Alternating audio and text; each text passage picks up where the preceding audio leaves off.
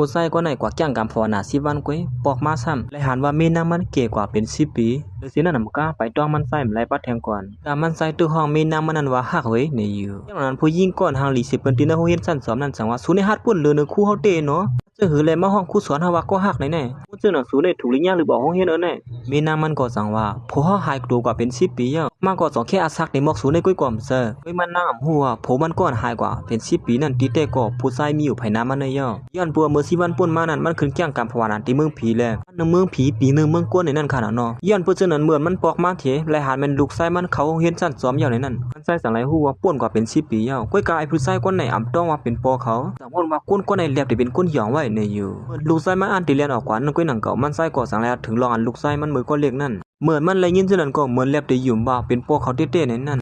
ลูกชายปอลูกชายปอมันใส่ก็สั่งทำลูกไส้มันมาสั่งข้าวตั้งซีมันก็สุกินยายๆสั่งก็อย่าว่าเบ็ดแน่ละแน่เสียมันใส่ก็สั่งไรสัตว์ซื้อคู่ล้วนเฮียนเสียกว่าคงเฮียนจำลูกไส้มันนั่นอยู่ยาวการลูกไส้มันเนี่ยถูกเปื้อนเปี้ยกินดินในห้องเฮียนย้อนปวนลูกไส้มันไหลเสือผู้หญิงก่อนหางหลีเสียเปื้อนดินในห้องเฮียนแน่การมันใส่สม่ำฮัดเก่าก่อนหางหลีเสียเปื้อนดินในห้องเฮียนนั่นก่อนไหลเสือมันใส่เหมือนกันหนังเก่าสุดท้ายผู้ไส้ก่อนไหลเสือสุดนั้นรู้กวนอ่อนๆลงซึ่งนั้นห้อมย่ำฮับเลยหรอปอเขาเลยหันเจ้านั้นยาก็สั่งไรเนียนมาจอยลูกไส้มันกำเหลียวมันก็สั่งว่าป้อนลูกไส้เฮาเรียนปางเข่งในอ่องเป้สุดในสุดที่ไรเป็นก็หักกันตั้งลูกไส้เฮานะพูดว่าเขาตีเลยที่1อยู่5มันใส่ก็สังเกตว่าส่วนว่าที่ในโรงเรียนส่วนไหนมีผักแก่เขียนสิพาเลยลาดมาได้ด้วยไอ้ผู้ใส่ก็ในก็สังลัดที่ลูกใส่มันเมื่อกว่าหาปวดใต้ก็มากๆกันแล้วนั่นยองๆมาๆลงซึ่งเนี่ยเพราะว่าก้นซึ่งหนังสือเนี่ยเลยที่1เนี่ยแต่หมาก็ตั้งตึกยอกบินสูงให้สูงก่อนสารวันกันคือครูเสนามันใส่ย่านหลังนั้นจะมีครูสอนก้อนนึงเข้ามาตีในครูสอนก็ในได้ก็ใครเล่าเรื่องไว้ได้หนังเก่าเมื่อย่านหลังนั้นได้ก็เฮ็ดสังสูเทียงการโอนอ่านโมเมสัมปโอนกว่าเสียงน่ะได้เมื่อเหลียวได้ปากเข่งก็ได้ฮอดมาถึงยาวที่นั่นเสียเขาก็จะได้ห่างแฮนตูเรียนเข่กันอยู่ยาว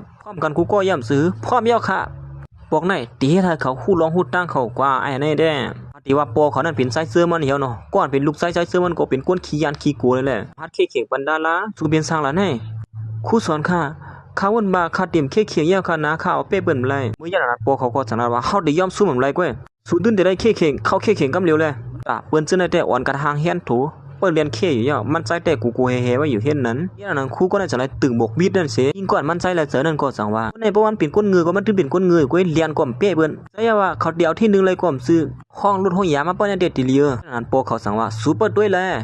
มันก็สั่งในสาวลูกน้องมันเลี้ยงเราไอ้ผู้ชายเขา3คนนั่นกำเหลียวไอ้เขาซึ่งในก็เอาเมาเราเมาเก็บให้นั่นก็อ่อนแอนไปที่นั่นเฮียก็เป็นลูกน้องปอเขานั่นก้อยหนังเก่าก่อนเลี้ยงเราบ่นั่นนะเรียนฉะนั้นก่อนกันปิ้นร่วมปิ้นล่ามน้องห้ามเผาห้างมันอยู่ยาวเขาเป็นทางนั้นมาปออะไรกินเหล้าเฮาเนี่ยแต่เป็นครูผิดคุณสังก็ตื้นปิ้นร่วมตาหายกำเดียวไอ้ครูสอบนี่ก็น่ะอันเรียนอยู่นั่นอย่างนั้นมันปอติเรียนแค่ผู้เข่งมันอยู่ยาวเข่งมันสั่งว่าเมื่อที่ฮัดเรียนแค่เขาละอยู่ก็เป็นก้นขี้โกนขนาดนอจะได้เรียนหนลังขึ้นเสเดี๋ยวเป้ผู้ใจก็นั่นในกลัวผู้ใจก็นั่นมาแหมกวนมันในอยู่ทางแต่ตุ้ยดูเขาอีสังละนั่นบ่ว่าอยู่ยาวเขาเป็นก้นเงือเนี่ยก้นขี้ยานอีสังซึ่งไหนอย่าไปกือละว่าที่1แต่ไรอันว่านั่นอย่างนั้นก่อนเป็นปอเขาก็สั่งลาว่าลูกชายเขาตั้งหลายปีมาปอมเลยอยู่ส้มศูนย์ในก้นอ่อนๆกว่าซึ่งไหนตั้งผิดปอกไว้กาวันเมื่อไหร่ปอได้มาอยู่ยิ้มข้างสูสีซอยแถมสูกไว้มันใจก็สั่งในเจอเนี่ยตั้งนั้นมันสิห้ามันลูกชายมันเรียนปิวกว่ากำเหลียวอยู่เยอะถึงที่ไอ้ผู้ชายก็ในซัมปตุกเสือลงกว่าเฮ้ยอีสังนั้นรถไฟฟ้ามึงเขียนวางฮะโดมันใจเรียนมันได้เขาจะในอาซุบด้วยนะเนี่ยเปิดตั้มไปไรสิครับมันใจเรียนซัมปเป็นไรครับเนี่ยที่กับป้วงผู้หญิงก็ในซัมปผิวเปล่าลงกว่าเสียงหินนั่นเหี้ยเฮ้ยเป็นหันหมดเดียวเนี่ยสุดในมันเกาไล่เตะอย่างนั้นครูเขาก็สั่งเรียนมาถามมันใจเฮ็ดจังหือสุเรียนไว้บ่เป็นตาไหนล่ะไหนคนที่ในห้องเรียนเนี่ยสุเรียนแก่สิเปิ้นอย่าว่าตั้งไว้ในเด้อีสังข้าก็ข้าไว้บ่เป็นตาไหนค่ะไหนใจแต้มหูอีสังย้อนปัวพอเขาซอยแถมมันก้อยขนาดไหนนะสุไว้เด้ว่าหือล่ะลูกป้ามื้อเหลียวในเขาไล่ที่1ยาวสุดิยอมเป็นก็ฮักเขาอยู่ฮะกับผู้หญิงก็แหนมเลยจะมันนู่นเนาะเฮาดันก็พร้อมจะจมซุมื้อแล้วลาลีวาน่ะไอ้ก่อนซุมกันนั่นก็สั่งนั้นว่าเมื่อฮัตตาจำก็แทงกันนั่นแหละก็ยุ่มยามบ่เมื่อเดียวเปียกก็เลยกูกำเลยนั่นผู้ชายก็ได้ซุ่มกันเฮาก็เอาไปยอมรับละพอเมื่อกี้ก็มัดตากันแทงกำนึงเลยป้อไหนก็ใจว่าคนหน้าเฮาเนี่ยยามไรที่1มาอยู่ตาสิเฮ็ดซึ่งเฮาเลยสู้เอาเปียมันไหลวันนั้นยันมันก็เป็นคนขี้โกเลยจังว่าห้อมฮัดเอาเปียสู้เลยวันไหนก็ไอ้อาขังหัวเขียวเนี่ยก็จังว่าเขาเป็นคนเงือคนกวาดจังนั้นก็สู้มาอยู่ซ้ำเฮาเหี่ยวล่ะสู้ยันก่อนเป็นปอเขาก็สั่งให้ไปออกมาเสียว่าสุฮัดมาลาเขากำเสนในตัวหน้าเฮาเลยจึงหือไหลปื้อไม้ขนาดนึงก้อยจังว่าเฮามาฮัดในกว่าลูกชายมันจังว่าปีข้าข้าเฮายอมกันเหี่ยวคาลาคาวัดแต่อย่าไปไม่เสือมีปออยู่หิมข้างปอได้ช่วยสู่สังสวนเขาเว้ยผู้ชายก็ในก็จังว่าปอนั้นก็เฮาห้ามมันเร็วแน่น่ะปื้อไกลสิเผาในนั้นปอสู่ซุ่มกันในปอกนามาอย่าไปเข้า3ผู้หญิงก่อนเฮาเลยเจอนะไอ้เสือมันก็จังขึ้นถามว่าปอลูกชายเฮาเป้ลูกสุดที่หือเลยนั่นแต่เอากลางจะสู้คือว่าเคยหิวก็เฮ็ดเฮาละกวนใจอก32ลัดความกลมขึ้นไว้เฮาส่วนเขาจังว่ามันจะลายอยู่ ลูกชายเฮานั่นมันดึนกัดแขนอยู่ยาวอย่าไปมาลัดข้อความซั่นนะคู่สวนเขาจังได๋เป่าที่ไหนสิอ้ายได้ก็จังได๋ปือว่าอันตั้งลูกชายใช้เสื้อมันนั่นอยู่ยาวด้วยก็ดีเฮ็ดแหนมาไม่ได้ก็ดีปือมาบ่ได้เนาะฮอยนั่นไอ้ผู้ชายก็ได้ก็ปือว่ากายปีเจอถึงดีก้นดินเฮาเฮ็ดในยองอ้ํมันได้บ่ว่าอยู่ยาวเอ้ยเหมือนคือเวลากับไอ้เตี้ยเป็นลูกชายใช้เสื้อมันได้ก็เป็นอันขวางขี้ไว้อยู่เพราะว่าอยู่ยาวสุนั้นเป็นก้นเงืออำหัดเข่งๆเปิ้นลงแน่จะยาว่าคนซื่อหนังสูเนี่ยเสียดแคบตินโหนาเฮาเก้ตอนแรกกำไดถึงกำเมื่อยาวนั่นมันก็สั่งขึ้นมาเฮาตำลัดเฮ็ดกำบ่เฮาดีกว่าปื้อนั่นปอเขาก็สั่งให้เอาไม้มาบัดมันใส่กำเดียวห้ามละปีค่าอย่าไปเฮ็ดจังไหนค่าเลยนะค่าเลยเหลียไอ้หมอคันนึงเดียวถ้าค่าเหลียไอ้ถึงตันแล้วค่าละไหนข้ามหมอคันนะบ่มกว่าได้ก็ตำคอมาเตเนี่ยก็ยอดว่ากูปอเขาเฮ็ดมันได้จังได๋ยอมกว่าอยู่แล้วยามนั้นคู่เขาก็สั่งให้เป่าบกบิดมันยังกำนึงเสใส่ก็สั่งให้ปลายกว่าอันนี้ปื้อไม้นั่นหนังเก่าแล้วมือสั่นๆใส่ไว้อะไรเป็นก้นขี้ยานขนาดไหนยามนั้นนุ่งน้องปอเขาแทงก้นเนื่นก็สั่งให้เซาอินเฮียงทางเลยมันสิห้ามมันดูซ้ายใจซื้อมันอยู่ลงกว่ากำเหลียวแล้วปอหาลายลงกว่ากลางเฮามันกำเหลียวอยู่ซื้อแน่ห้ามละใส่ว่าผู้ซื้อมันปื้อของปิวกว่าไกลนั่นแหละเขาซื้อในตุ้ยซ้ำบ่หานี่พวกปิวออกนอกกำพามันกำเหลียวแล้วเฮ้ยกว่าดังแล้วนั่นก็ดำหันดังกว่าเลยปิวกว่านอกกำพาพวกนั้นคือละนั่นกำน้อยยามนั้นเมฆเขาก็สั่งให้ฮอดมาถึงที่นี่โอ้โหวันมื้อนี้ลูกไส้ก็แขนเตะแน่ขยันมันก็จังไรหันเป็นผัวมันสิว่าเฮ้ยนั่นเหมือนผัวเขาเหมือนหนุ่มเต้ล่ะแน่เดี๋ยวล้วนเห็นคนในเฮ็ดสังเป็นเหมือนผัวเก่าเฮาล่ะมันใจก็มายินจมดีปอเขานั้นได้ว่ายินจมเดียวนะอันสู้ๆแถมเฮาได้กว่าสู้เป็นพี่ชายเฮาเต้ๆค่ะนะห้องว่าปอนี่แหละยันปอเขาก็จังลัดตีผู้ชายคนไหนว่าเฮ้ขอความมาลัดเมื่อไกลลืมอย่าหาเฮ็ดจำหนักขอความมาลัดอีนึงแลผู้ชายคนไหนก็ยอมห้ามลองซื้อไหนออกเป้ก็มันก็คือหรอ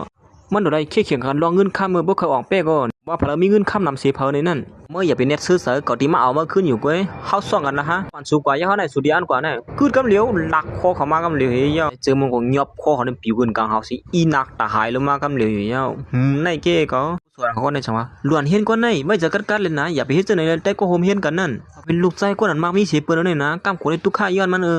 ผู้ชายคนนั้นก็สั่นลุกขึ้นมาสิว่าเจ้าย่าว่าบ่เฮาเป็นคนนั้นมากมีเสียเปิ้นนั่นสู้เขาก็สุดได้ตุกค่าอยู่ก้อยเมื่อยามนั้นปอเขาก็สั่งให้ฮอดมาถึงที่ไหนพลเฮ็ดหยังลูกชายก็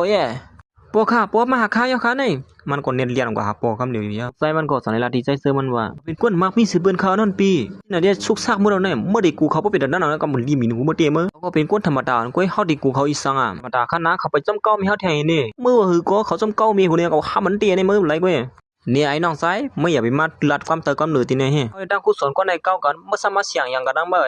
เขาเป็นผัวเมื่อที่ใครบ่เหือเมื่อบ่หือก็มีน้ามันก็สนัดขึ้นว่าห้ามซะอีสังกันเขาเป็นคนหน้าตาเหมือนผัวเฮาขนาดนึงก้อยนี่อยู่ก็ซื้อหือก็อย่าเฮาความแลจะสู้เหมือนกันตั้ง10ปีมาเนี่ยเฮาก็ซ้ำหาผัวเฮามาอยู่ดัดสิปีนึงเสือเฮาก็เฮาตื้อฮักผัวเฮาอยู่ดัดสิก้อยอีเตมันก็มีน้าเฮาก็ตื้อฮักเฮาเหมือนเก่าอยู่ก้อยลงในเอาเขียวนั่นก็สนัดตีปอเขานั้นว่าไอ้ผู้ใจก็ไหนเขามาเฮ็ดให้ข้าก็ปอลุงก็เลยก็จังว่ามาฮัดซื้อหือแหละมึงมาย่านเนี่ยเกกังเก่าได้ดังคู่เนี่ยสินั้นไปมาเฮ็ดให้ป้าลูกไส้ก็เสียมันใจก็จังว่าปุ๊จังนั้นกูก็ห้ามป้าโปงอ่ะว่าไหนก็ไอ้ล้วนก็ได้มันอยู่ลีเฮาได้มาลัดความเตอความนึกจ้ะเขาได้ถามว่าสุหัสเก่ามีนางก่อนนี่ฮะป้อจะเนอคำเขาได้กว่าก่อนใช่ไรบ่ไหนก็ฮามาตากันแน่บ่ไหนลุงก็ได้ก็สังนัดเขากำถางเล็กถึงเสื้อมันมาขี้เข่งกันดังมาเพิ่นดีว่ากวนลุงเป๊กกินดูอ่อนในเฮียว